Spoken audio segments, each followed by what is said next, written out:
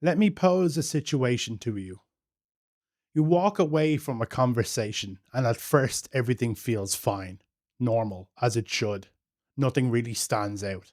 But then later, something comes back, a sentence, a tone, a moment, or even just one specific word.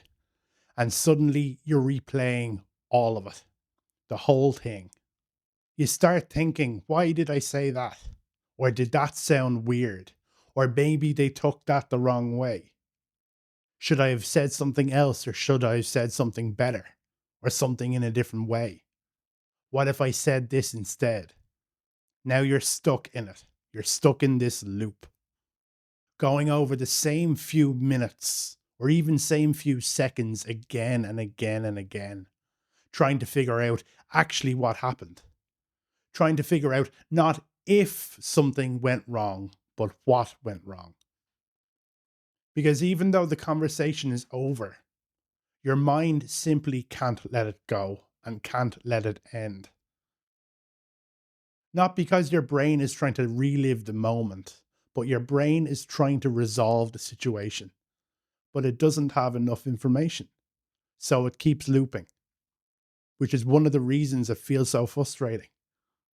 And the more you try to figure it out, the worse it gets. Because now you're not just remembering what happened, you're imagining what happened, or what you might have meant, or maybe imagining what might have even happened. So you move from memory to interpretation. And interpretation is where things start to spiral. Because now you're simply just guessing how they felt, what they noticed, what they actually listened to, what they might be thinking about you now. And your brain never really defaults to neutral, does it? It'll always fill in the gaps with a new threat. That's why the same conversation can start to feel worse over time. Not because the conversation itself changed, but because your interpretation of it did. Seeing as your brain is trying to protect you, it scans for mistakes, looking for anything that could have went wrong, trying to make sure it doesn't happen again. That's the intention. But the method is absolutely flawed. Because instead of helping you move on, it keeps you stuck in something that can't actually change. It's called rumination. It's a habit of compulsively focusing on distress, replaying negative past events, or overthinking mistakes, similar to mental chewing that offers no solution. It's a common symptom of anxiety and depression, driven by perfectionism and trauma. I have a video on rumination if you'd like to see it. Because as far as your brain is concerned, this is still unfinished. So it keeps running, looking for closure that it simply cannot find. Not because the conversations were important, but because they felt uncertain. And uncertainty is uncomfortable, especially if you're someone who's already aware of how you come across.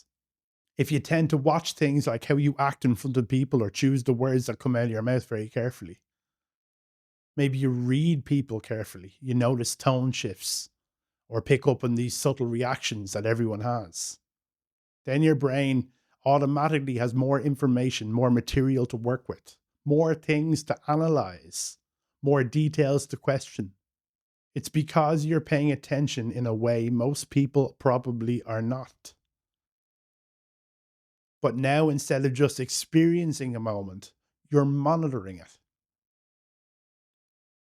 And anything you try and monitor, you're definitely more likely to revisit. Because a big part of you was analyzing these conversations in real time. You just didn't notice it then. And then afterwards, your brain tries to finish this analysis. It feels automatic, nearly because it is. You do it habitually. But you see, you're not actually trying to understand the conversation better because you understood it fine. You're trying to control how you were perceived in that conversation. And that's very, very hard to do after the fact. If you could go back and adjust what you said, you probably would. If you could guarantee how they saw you or how they understood the conversation, you'd probably stop thinking about it. But you can't guarantee it. And that's why your brain is chasing this certainty that it can't get. You can't get certainty from something that's already happened. It's in the past. So the loop continues and it feels endless because the goal itself is impossible. And this is where the subtleties come in, because the more you do this, the more your brain learns that conversations need to be analyzed. So then the next time you're even more aware, even more careful, even more self conscious. And then that feeds back into the same loop and on it goes. That's why this doesn't really go away on its own, because you're reinforcing it constantly without even meaning to. Now, the natural instinct is to try and stop thinking about it. And that's absolutely understandable, to distract yourself or to try and push it away. Tell yourself it doesn't matter. But that's rarely how it works, because you're not actually addressing the reason it's happening. Your brain isn't looping because it wants to annoy you. It's looping because it thinks something needs to be solved. So instead of trying to shut it down, you need to change how you relate to it. It's just your brain running a familiar pattern. And the second thing is this: you don't actually need to control how you're perceived. People will interpret you based on their own perspective regardless. And no amount of replaying will change that. Because you're trying to solve something that isn't fully in your control. And once you work on that, it's taking a step, even a small step, in the right direction. And the third thing is learning to let the moment stay where it happened, in the past. That sounds simple, but it's really not. Because your brain keeps pulling it forward, trying its best to make it relevant again and trying to make sense out of it. But you don't have to follow it every time. You can simply notice it without engaging in it. Not stopping to fight the thought, trying to win the argument, not stepping back into the loop.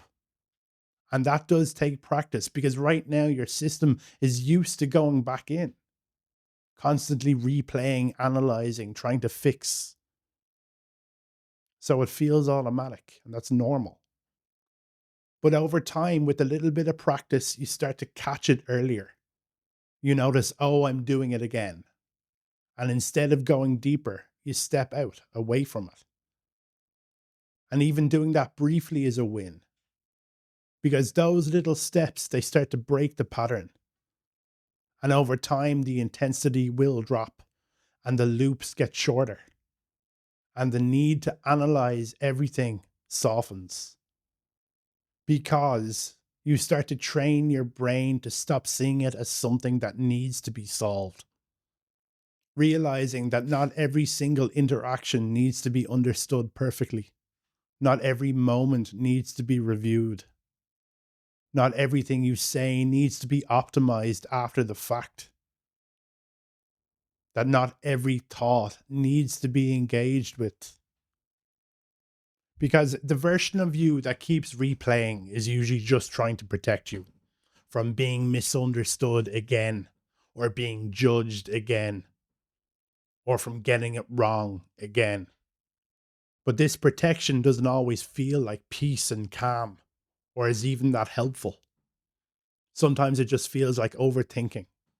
And once you can see that clearly, you don't have to keep following it every time it starts. You can let the conversation end, even if your mind hasn't fully caught up yet. And that's really where you can notice this cycle changing. Not when the thoughts themselves disappear, because they probably won't. Just when you stop letting them always pull you back in. If you enjoyed this video or got something from it, please like it. I would really appreciate it. And if you'd like to see more content like this, please subscribe. My name is John. You're welcome to be here, and you're more than welcome to stay here. Stop overthinking it.